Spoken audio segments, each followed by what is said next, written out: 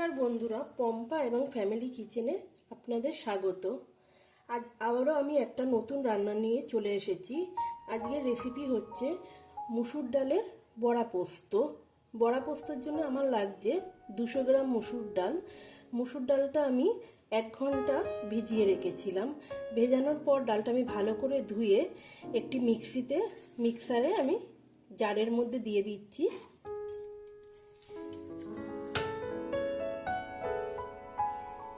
ডালটা আমার এর মধ্যে দেওয়া হয়ে গেছে, মিক্সি জারের মধ্যে দিয়েছি।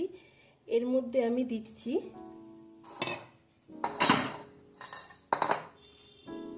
একটি কাঁচা লঙ্কা, 2 কোয়া রসুন,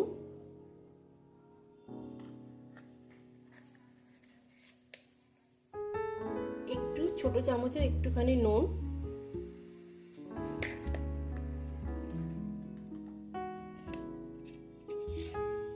একটু হলুদ ও সামান্য একটু জল দেব। জলটা আমি অল্প একটু সামান্য জল দিয়ে এটাকে একটা পেস্ট করে নেব। কিন্তু পেস্টটা আমি মিহি পেস্ট করব না, অল্প হালকা পেস্ট করব। আমার পেস্টটা হয়ে গেছে। দেখুন, আমি কিন্তু মিহি পেস্ট করিনি, একটু আচ্ছাড়া করে এটাকে বেটেছি। এবারে একটি পাত্রে আমি ডালটাকে ঢেলে দিচ্ছি।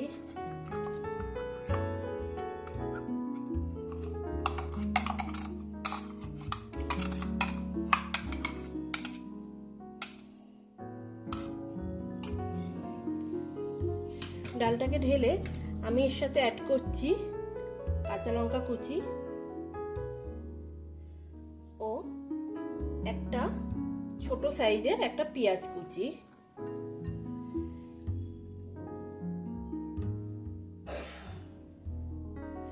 এরপর আমি ডালটা অনেকক্ষণ ধরে একটু ফেটাবো। ডালটা যতটা ফেটাবো ততটাই সফট হবে।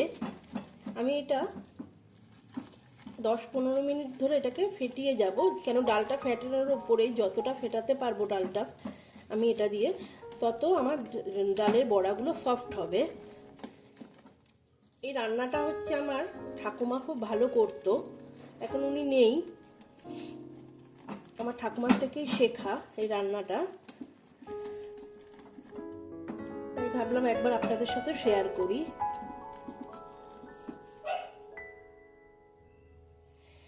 আমি 10 মিনিট ধরে ডালটাকে ফেটাচ্ছি। ডালটা ফেটানো হয়ে গেলে আমি বুঝবো কি করে যে আমার ডালটা ফেটানো হয়ে গেছে। আমি একটি পাত্রে জল নিলাম, জলের মধ্যে একটু ডালটা ফেলে দেখব। যদি দেখি ডালটা ভাসছে, জানবো আমার ডালটা ফেটানো হয়ে গেছে। আর দেখুন, আমার ডালটা কিন্তু জলে ভাসছে। এবার আমি গ্যাসটাকে অন করে দিলাম। গ্যাসের মধ্যে কড়াটা বসিয়ে দিয়ে এবার আমি কড়াতে তেল দিয়ে দিলাম। বড়া ভাজার জন্য যতটা তেল লাগবে আমি ততটাই তেল দেব। আমার তেলটা গরম হয়ে গেছে। এরপর আমি বড়াগুলো দিয়ে দেবো। আমি একটা চামচ করে বড়াগুলোকে ভাজার জন্য দিয়ে দিচ্ছি।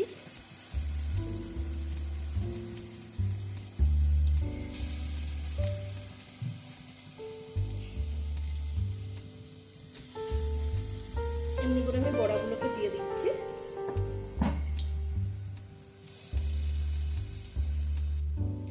এবার আমি বড়াগুলোকে এক এক করে উল্টে নেব। এক পিঠ হয়ে গেলে আমি বড়াগুলোকে উল্টে নেব। দেখুন কি সুন্দর উল্টে যাচ্ছে।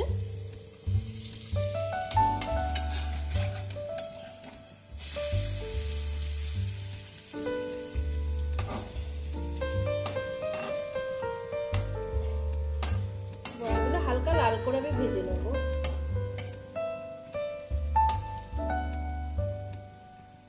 আমার বড়াগুলোকে ভাজা হয়ে গেছে। এবার আমি বড়াগুলোকে তুলে নিচ্ছি।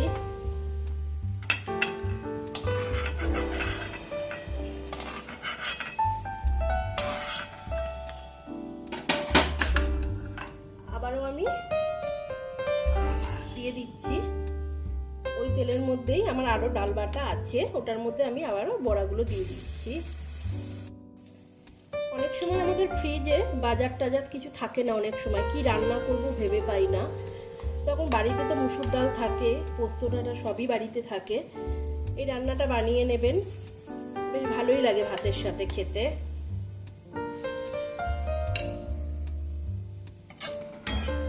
আমার বড়াটা ভাজা হয়ে গেছে, নামিয়ে নিচ্ছি। আমার এই বড়াটা ভাজতে আমি 3 বারে বড়াটা ভেজেছি। তেলটা আমার গরম হয়ে গেছে, এবারে আমি ছোট চামচের 1 চামচ পাঁচফোড়ন দিচ্ছি তেলের মধ্যে। পাঁচফোড়নটা একটু লাল হয়ে গেলে আমি একটা মিডিয়াম সাইজের পেঁয়াজ কেটে রেখেছিলাম, পেঁয়াজটার মধ্যে দিয়ে দিলাম।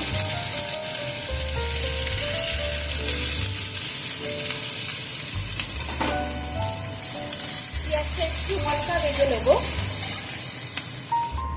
পেঁয়াজটা আমার ভাজা হয়ে গেছে, একটা কাঁচা লঙ্কা আমি এর সাথে দিয়ে দিলাম। এরপর আমি এর সাথে একটা মিডিয়াম সাইজের টমেটো অ্যাড করলাম।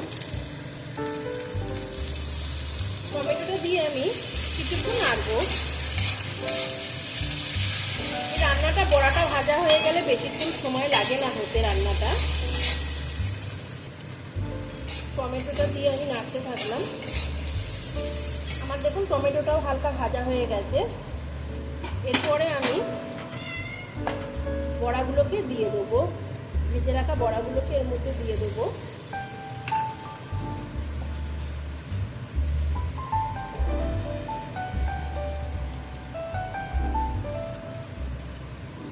এখানে আমি 3 টেবিল চামচ পোস্ত ও 2 কোয়া রসুন, একটা কাঁচা লঙ্কা বেটেছিলাম, ওটা ওর মধ্যে দিয়ে দেবো।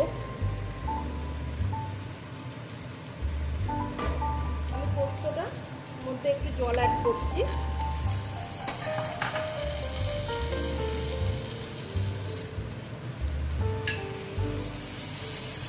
এরপর আমি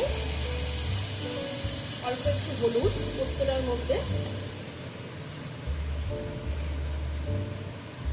একটু নুন,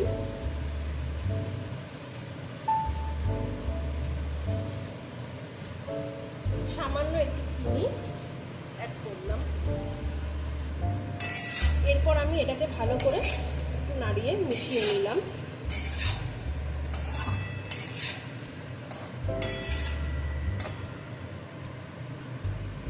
এর সাথে আমি পোস্ত বাটা জলটা অ্যাড করে দিলাম। আমার আরেকটু জল রাখবে রান্নাটায়, তার সাথে আমি আরেকটু জল অ্যাড করে দিলাম। এটা একটু জলটা বেশি হবে, কেন পরে যখন বড়াটা একটু শুকাবে জলটা টেনে নেবে, ঝোলটাকে টেনে নেয় বড়া, ওই জন্য আমি একটু জলটা বেশি করেই দিলাম। আমার রান্নাটা হয়ে গেছে মোটামুটি। এর সাথে এরপরে আমি একটু ধনেপাতা এর সাথে অ্যাড করে দিলাম, একটু কাঁচা তেল একটু নেড়ে নিলাম। রান্নাটা আমার হয়ে গেছে, এবার আমি গ্যাসের ফ্লেমটাকে অফ করে দিলাম। রান্নাটা আমার সম্পূর্ণ হয়ে গেছে, আমি একটি পাত্রে ঢেলে নিয়েছি। এরপর আপনাদের দেখাবো আমি বড়াটা একটু নিয়ে কেটে যে কতটা বড়াটা সফট হয়েছে। দেখুন দেখুন কতটা বড়াটা সফট হয়েছে। আপনারা করবেন রান্নাটা, করে আমাকে অবশ্যই জানাবেন কেমন হয়েছে। টাটা, বাই।